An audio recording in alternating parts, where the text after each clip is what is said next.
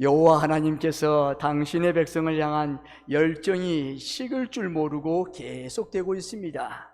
7절에 오늘 본문 말씀하십니다. 7절 말씀, 만군의 여호와가 이르노라, 너희 조상들의 날로부터 너희가 나의 규례를 떠나 지키지 아니하였도다. 그런즉 내게로 돌아오라, 그리하면 나도 너희에게로 돌아가리라 하였더니 너희가 이르기를 우리가 어떻게 하여야 돌아가리까 하는도다. 아멘. 여기 보십시오. 너희 조상들의 날로부터 너희가 나의 규례를 떠나 지키지 아니했다고 말씀합니다. 그 당시에 너희의 조상들은 목이 곧고 마음과 귀에 할례를 못 받는 자들이었습니다. 그리고 항상 성령을 거스르던 자들이었습니다. 그러면서 그 다음 말씀합니다. 하나님께서 그런즉 내게로 돌아오라, 그리하면 나도 너희에게로 돌아가리라 라고 말씀합니다. 여러분, 계속 끊임없이 주님이 돌아오라고 말씀합니다. 이는 지칠 줄 모르는 그분의 열심인 것입니다. 스가랴 선지자에게 말씀합니다. 동일한 말씀으로 너희에게 나를 돌아오라고 말씀합니다. 스가랴 1장 3절에 말씀합니다. 너희는 내게로 돌아오라, 만군의 여호와의 말이니라. 그리하면 내가 너희에게로 돌아가리라. 만군의 여호와의 말이니라. 끊임없이 돌아오랍니다. 왜요? 살려주겠다는 거예요. 내가 너를 아픈 상처를 쌓아내고 너의 모든 기도 제목들, 너의 소원들, 원하는 모든 것을 내가 회복하신다는 것이에요. 돌아오기만 하면 내가 고쳐줄게. 너의 소원, 너의 모든 원하는 것, 모든 것을 내가 갚아줄 수 있단다 말씀하는 거예요. 하나님의 이 열심이 백성들의 마음을 서서히 움직이기 시작합니다. 하나님을 떠난 삶이 얼마나 큰 불행인가를 백성들도 너무 잘 알고 있었기에 이제는 돌아오라는 하나님의 음성에 반응합니다. 그래서 그들은 7절 끄트머리에서 이렇게 묻습니다. 우리가 어떻게 하여야 돌아가리까? 이들의 음성을 들으신 하나님은 서둘러 이들이 하나님께 돌아올 수 있는 길을 알려주셨습니다. 8절에 하나님의 말씀입니다. 제가 봉독합니다. 사람이 어찌 하나님의 것을 도둑질하겠느냐? 그러나 너희는 나의 것을 도둑질하고도 말하기를 우리가 어떻게 주의 것을 도둑질하였나이까 하는도다. 이는 곧 11조와 봉헌물이라. 아멘. 하나님께로 돌아오는 방법으로 11조와 봉헌물을 내놓으라고 하십니다. 모처럼 마음을 열고 하나님께서 내미신 손을 붙잡으려고 했던 백성들은 황당하지 않을 수 없었습니다. 하나님께서 먼저 돌아오라고 손을 내미시면서 고작 요구하시는 것이 11조와 봉헌물, 헌금을 내라니 얼마나 당황했겠습니까? 이는 봉헌물, 헌금을 내지 않으면 하나님과 좋은 관계를 맺을 수 없다는 말씀입니다. 더구나 11조는 내가 한 달 동안 힘써 벌어들인 것의 10분의 1을 달라고 하시는 것인데 어찌 내 수입의 일부분이 하나님과 나의 관계를 유지하는 수단이 된단 말입니까? 기껏 돌아오라고 하시면서 이런 식으로 돈을 앞세우는 것은 돌아오는 것을 미끼로 돈을 챙기시려는 소리로밖에 여길 수 없습니다. 누구든 이 요구는 쉽게 받아들이기 못할 만합니다. 만일 11조와 봉헌물을 드리지 않는다면 하나님은 아무도 받아주지 않는다는 것인데 이럴 수는 없습니다. 저 사정상 헌금을 드릴 수 없는 자들도 있습니다. 아니, 가난한데요, 먹을 것이 없는데요, 지금 물질이 다 떨어졌는데요. 그렇다면 이런 자들은 하나님께 돌아갈 수 있는 길이 전혀 없단 말이 됩니다. 하나님께 돌아오라 하시면서 정작 하나님께서 이렇게 말씀하셔도 되는 것입니까? 이건 돌아오라고 하시는 것인지 돌아오지 말라고 하시는 것인지 도무지 알 수가 없을 정도입니다.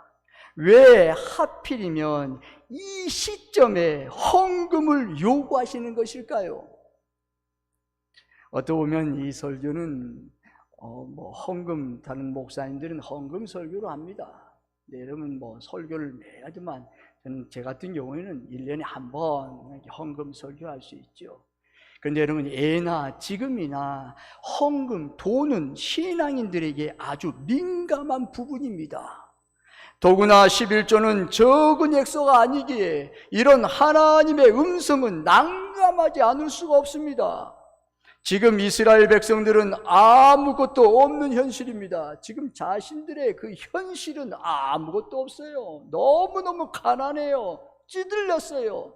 하나님 앞에 들을 예물이 없어요. 삶이 회복되고 나아지고 나서 11조든 봉헌물이든 내라 해도 되는 것인데 왜 하나님은 백성들이 돌아오는 방법으로 먼저 11조와 봉헌물을 말씀하셨을까요? 그 당시 이스라엘 백성들은 추수하고도 11조를 구별하여 드리지 않는 기간이 상당히 오랫동안 지속되었습니다. 자연스럽게 하나님께 드려야 할 다른 예물들도 소홀히 하거나 무시함으로 하나님을 존중히 여기지 않고 무시하는 결과를 초래했습니다. 계속해서 그것이 자기 쌓이는 것이에요. 하나님 앞에 드리는 거 추수하고도 11조를 구별하지 않았어요. 매년마다. 아니, 그러면서 하나님을 존중히 여기지 않고 무시했어요. 이는 여호와의 계명을 존중하지 않는 처사였습니다. 그 결과 9절의 말씀에 너희 곧 온 나라가 나의 것을 도둑질하였으므로 너희가 저주를 받았느니라는 말을 듣게 됩니다. 지금의 고통스러운 현실을 겪는 원인이 바로 여기에 있었습니다.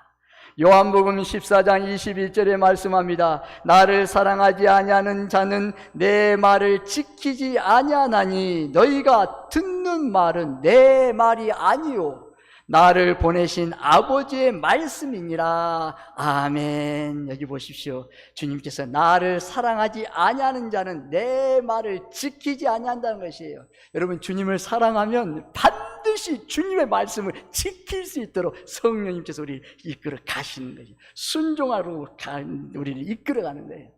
주님을 사랑한 만큼 주님의 말씀을 지킬 수 있다는 것이에요.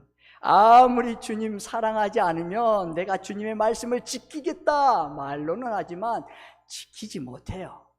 주님의 사랑이 내 마음에 없는데 어떻게 지킬 수 있단 말입니까?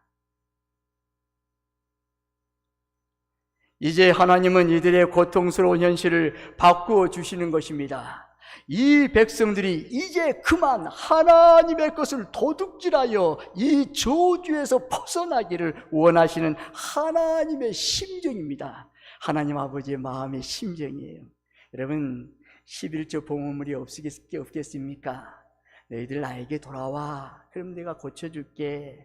너희 그 저주를 내가 끊어줄게. 그런데 11조와 봉헌물을 나에게 한번 바쳐봐. 그것을 말씀하는 거예요. 부담을 주려는 것이 아닙니다. 이들의 돈을 탐하시는 것도 더욱더 아닙니다.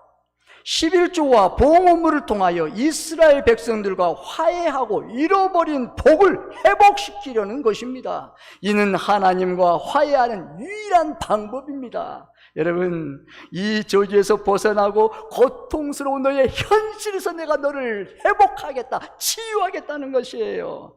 그것을 말씀하는 거예요. 아버지의 마음이 너무 아픈 거예요, 여러분. 다시 복을 주고 싶은데 돌아오지 않는 것이에요. 하나님 앞에 들어오는 그 11조와 봉헌을 드리지 않는 것이에요. 내가 주고 싶은데 너희 앞에 복이 있는데 하지 않는 마음이 이 말씀하는 거예요. 그러므로 11조와 봉헌물은 내가 하나님께 돌아온 자임을 진심으로 증명하는 신앙 고백입니다. 여기서 말하는 11조는 뭐예요? 내게 발생되는 모든 수입의 10분의 1을 말합니다. 단순히 고정된 월급의 11조만을 의미하는 것이 아닙니다. 일상생활에서 발생되는 모든 수입의 10분의 1을 의미합니다. 부동산을 팔거나 살 때 발생되는 이익금, 연금, 보험 수익금, 퇴직금, 기타 보너스 등을 얻은 것을 모든 수입의 10분의 1을 하나님의 것으로 믿고 하나님께 드려서 자신의 신앙을 고백하는 행위입니다. 그것이 온전한 11제예요. 그 11제입니다. 여러분, 그러면 오늘 봉헌물이 뭐예요? 11조 외에 하나님을 섬기기 위해서 정해진 예물을 말하는 것입니다. 그 당시 제사에 쓰여지던 제물, 성전을 관리하고 유지하기 위해서 드려지던 성소 예물 등 하나님이 정해 주시거나 자신이 작정하여 하나님께 드리기로 약속된 모든 종류의 예물들을 포함한 것입니다. 그것이 봉헌물입니다. 11조와 봉헌물을 드림으로 돌아온 자에게 약속한 축복을 말씀합니다. 첫째는 하나님은 복 주시려는 당신의 심정을 활짝 열어 알려주셨습니다. 누가 하나님을 시험할 수 있습니까? 하나님을 시험할 수 없어요. 그런데 여러분, 하지만 하나님은 믿음이 없이 하나님을 시험할 목적으로도 11조를 드려서 복을 받으라고 하십니다. 여기 10절 하반절에 보면 그것으로 나를 시험하여, 여러분 11조는 시험해 보라는 거예요.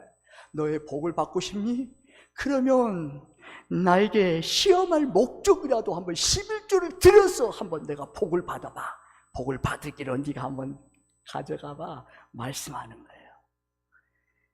고린도후서 9장 6절에서 8절에 11조를 시험하는 자들에게 말씀합니다. 이것을 곧 적게 심는 자는 적게 거두고 많이 심는 자는 많이 거둔다 하는 말이로다. 각각 그 마음에 정한 대로 할 것이요 인색함으로나 억지로 하지 말지니 하나님은 즐겨내는 자를 사랑하시느니라. 하나님이 능히 모든 은혜를 너희에게 넘치게 하시나니 이는 너희로 모든 일에 항상 모든 것이 넉넉하여 모든 착한 일을 넘치게 하게 하려 하심이라. 아멘. 여기 보면 각각 그 마음에 정한 대로 할 것이요. 여러분, 이것은 은혜 받는 대로예요. 자원하는 마음이에요. 여러분, 내 마음의 분수에 넘기도 않아요. 억지도 하지 않아요. 여러분, 그리고 인색함으로도 하지 않아요. 자원하는 마음, 은혜 받은 만큼 은혜가 중요해요. 여러분, 은혜를 받으면 주지 말라 해도 주고 싶어요. 왜요? 하나님의 은혜가 너무너무 값지기 때문이에요. 그걸 말씀합니다.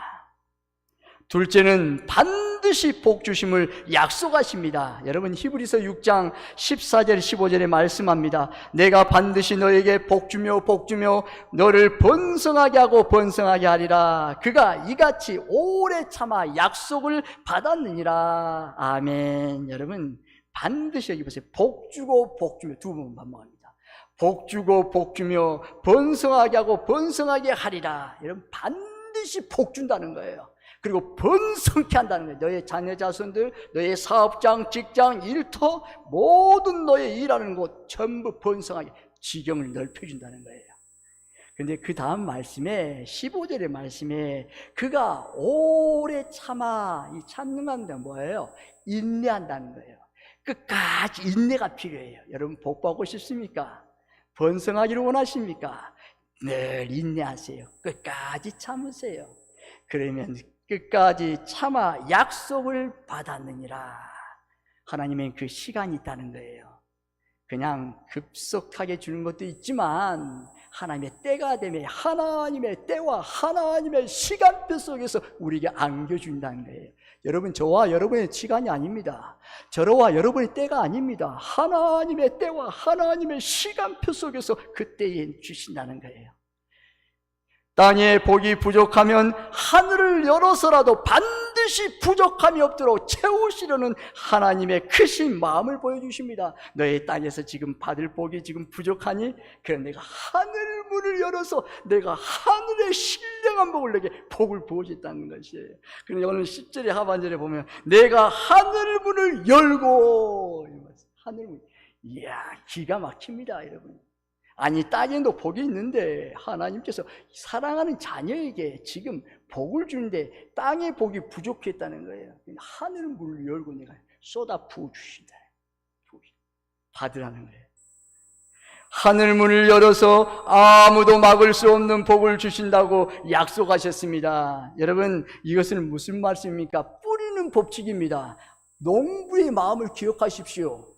여러분, 그때 바로 복을 주시면 좋을 텐데 그때가 아닌 시간이 지나서야 싹이 나고 자라서 열매를 맺어서 30배, 60배, 100배로 마침내 거부가 되었더라.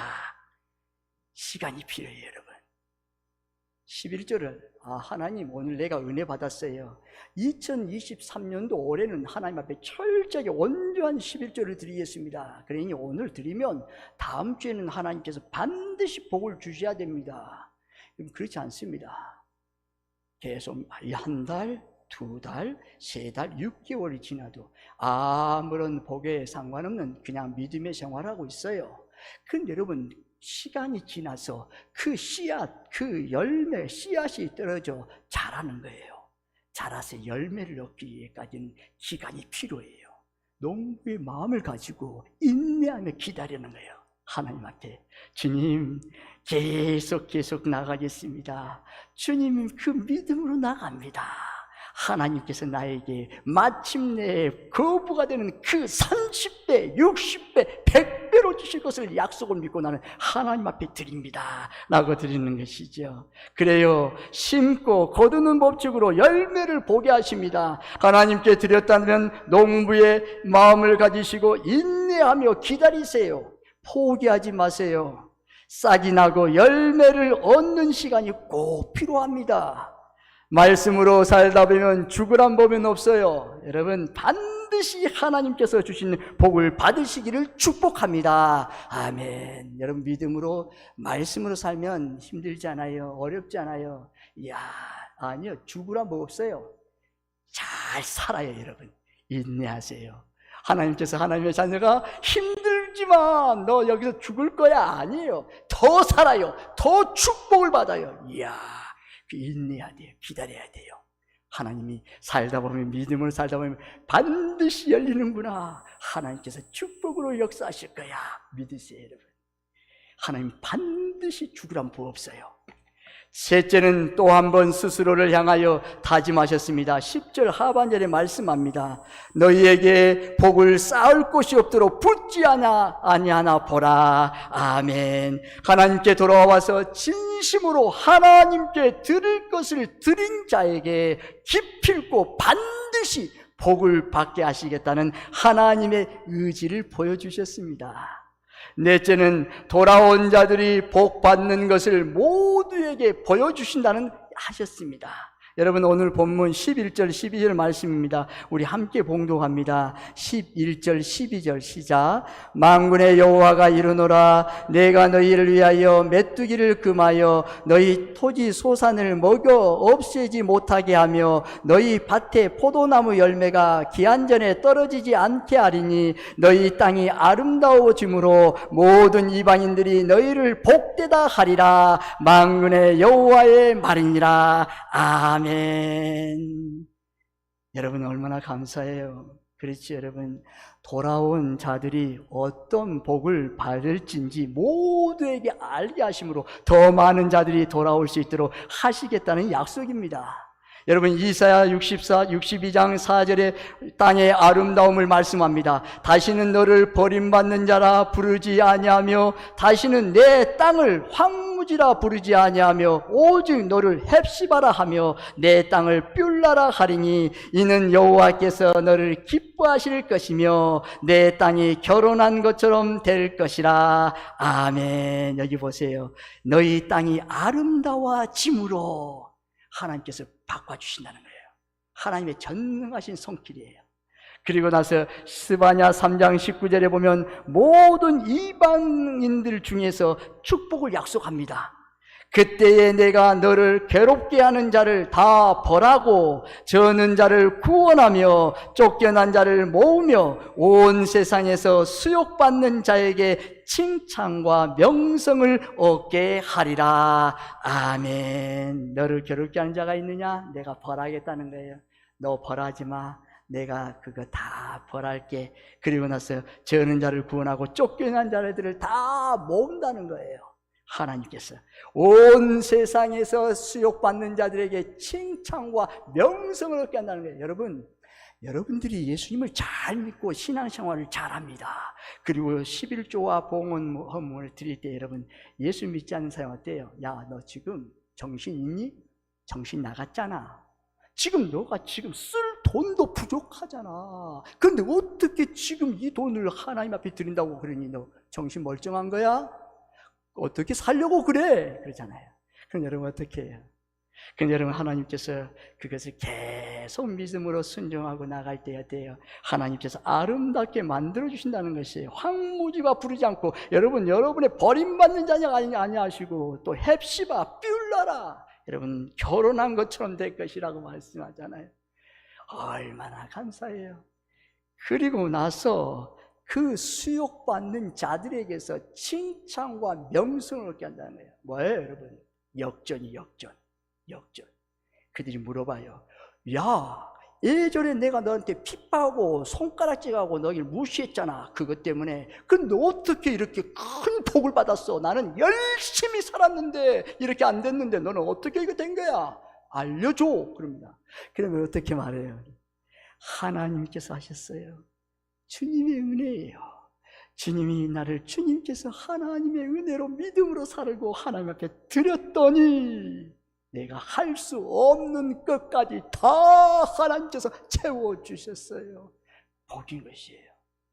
하나님의 은혜인 것입니다.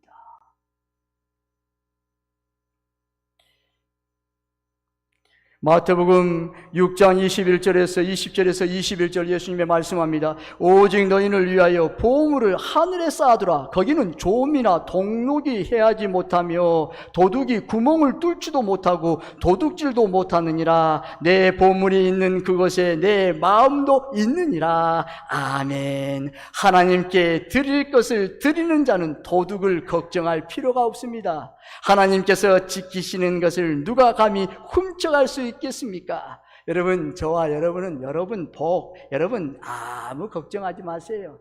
여러분의 복이 여러분 앞에 다 있습니다. 있나이다. 그럼 여러분은 언제 복을 받습니까? 하나님의 때와 하나님의 시간표 속에서 하나님께서 우리에게 안겨주세요. 아나, 너 복 너의 앞에 있단다. 누가 가져가지 않았어? 자, 받아라. 그리고 누려라. 다 주신 것이에요. 다른 사람이 빼앗지 않아요. 여러분과 저와 여러분의 각자의 복은 각자 앞에 전부 다 있어요. 여러분, 믿으세요. 여러분. 다른 사람 복이 더 크게 보여요? 아니요, 걱정하지 마세요. 내 복이 더 큰 것이에요. 여러분. 하나님께서 하나님의 때가 되면 하나님의 시간표 속에서 하나님을 사랑하고 믿음으로 전진 계속 나가다 보면 그것을 안겨주세요. 사랑하는 아들아, 사랑하는 딸아, 고맙다. 아나, 이 복 너의 마음껏 품에 안겨줄게. 마음껏 받아 누려. 말씀하는 거예요. 사랑하는 성도 여러분, 우리도 헌금에 대하여 여러 생각들을 합니다. 내가 노력하고 힘써서 벌어들인 것을 왜 하나님의 것이라고 하는가? 11조와 헌금들은 종류대로 다 동참해야 되는가? 헌금을 하지 않고는 신앙생활을 할 수 없는가? 이런 불편한 심정이 해결되지도 않았는데 교회에 오면 때로는 무조건 내어놓으라 하니 당황스러워하는 것은 또 당연합니다. 하지만 이런 생각은 모두 내 중심적인 사고입니다. 하나님은 불신자를 향하여 11조와 봉헌물을 내놓으라고 하지 않으십니다.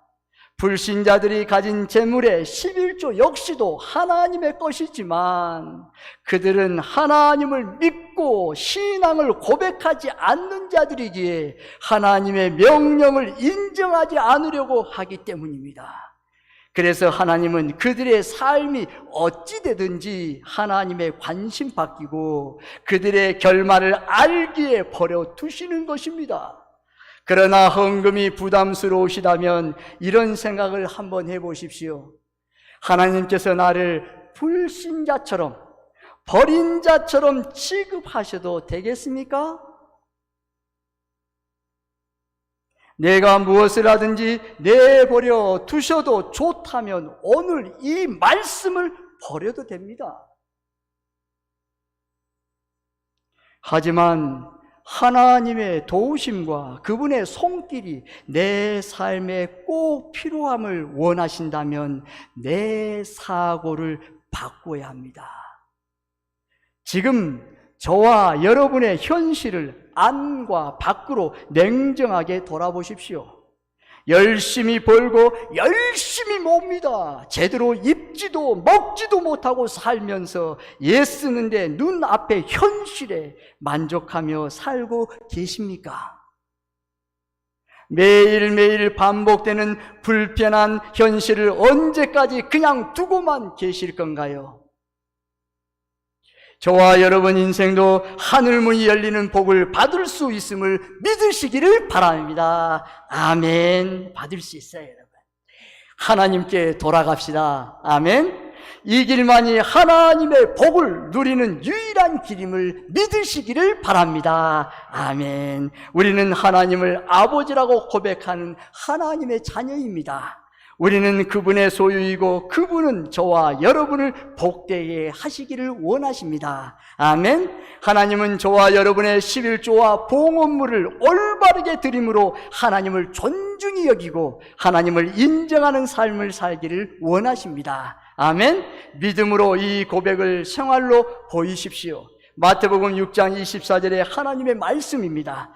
한 사람이 두 주인을 섬기지 못할 것이니 혹 이를 미워하면 저를 사랑할 것이나 혹 이를 중히 여기고 저를 경히 여김이라. 너희가 하나님과 재물을 겸하여 섬기지 못할 것이니라. 아멘. 11조와 봉헌물은 돈의 문제가 아닙니다.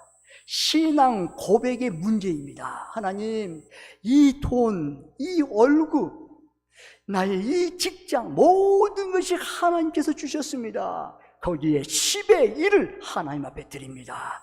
나의 자녀들, 우리의 가정과 자녀들 하나님의 것입니다. 우리의 사업장과 직장, 일터, 모든 사람과의 관계도 하나님께서 하셨습니다. 나의 이 호흡, 코끝의 호흡이 멈추는 것도 하나님의 손에 달려 있습니다. 모든 것이 하나님의 것입니다. 신앙 고백의 문제예요. 하나님께 돌아온 증거입니다.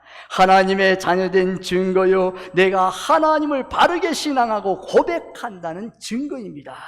하나님의 복을 갈망하고 그 복으로 살겠다는 믿음입니다. 내가 가진 신앙을 고스란히 드러내는 것입니다. 어려울수록 11조와 봉헌물을 드려야 합니다. 우리는 어려워서 힘들어서 못 드린다고 합니다. 목사님, 지금 드릴 것이 없어요. 이거 드리지 못하면, 이거 드리면 오늘 하루 살 길이 막혀요. 내일 살아갈 길이 완전히 꽉 막혀요. 주님, 목사님 어떻게 해요? 어려워서, 힘들어서 드리지 못한다고 합니다. 그러나 명심할 것은 드리지 못하면 그 어려움도 끝나지 않습니다.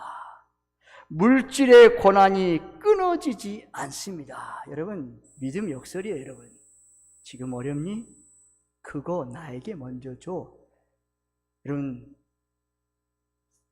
어때요? 여러분, 먼저 나에게 달라는 그 선지자 엘리야 선지자에게 여러분, 한 과부가 그 물과 기름을 마지막 먹을 것을 먼저 드리잖아요. 그리고 하나님 앞에 기도하잖아요. 근데 어때요? 끊임없이 기름이 넘치잖아요. 여러분, 힘들 때일수록, 어려울 때일수록 하나님 앞에 드려보세요. 목사님, 나중에 저에게 많은 복을 주시면 내가 드리겠습니다. 여러분, 거짓말이에요. 나중에 드린다? 여러분, 지금 이 작은 것에서 지금 고민하고 있는데, 이 작은 물질에서 신음하고 드리지 못하는데, 큰 것이 오면 요동치는 거예요. 유혹되는 거예요. 드리지 못해요. 지금 나에게 이 어려울 때, 힘들 때, 하나님 앞에 드릴 때에 하나님의 복으로 바꿔주신 것이에요. 어려워도 힘들어도 드리는 자가 복을 받음을 믿으시기를 바랍니다. 아멘. 하나님께 드려서 복을 누리시기를 주님의 이름으로 축복합니다. 아멘. 11조는 이렇게 드려야 합니다. 11조는 온전히 드려야 합니다. 단돈 10원도 빠뜨리지 않고 드리도록 힘써야 합니다. 이것이 온전한 11조입니다.